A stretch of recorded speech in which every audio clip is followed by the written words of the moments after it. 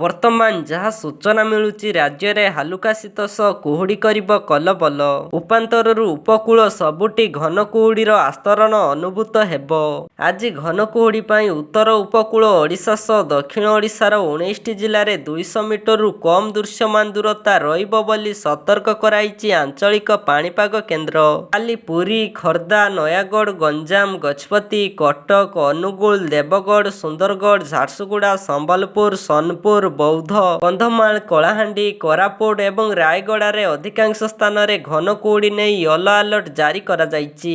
ପାଣିପାଗ କେନ୍ଦ୍ରର ସତର୍କତା ପରେ ସବୁ ଜିଲ୍ଲାର ଜିଲ୍ଲାପାଳଙ୍କୁ ଚିଠି ଲେଖିଛନ୍ତି ଏସ୍ଆର୍ସି।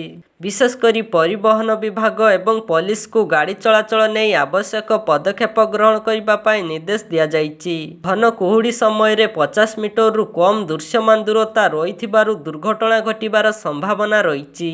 ତେଣୁ ବିଭିନ୍ନ ଦୁର୍ଘଟଣାର ଜୋନ୍ ଉପରେ ନଜର ରଖିବାକୁ ପରାମର୍ଶ ଦିଆଯାଇଛି।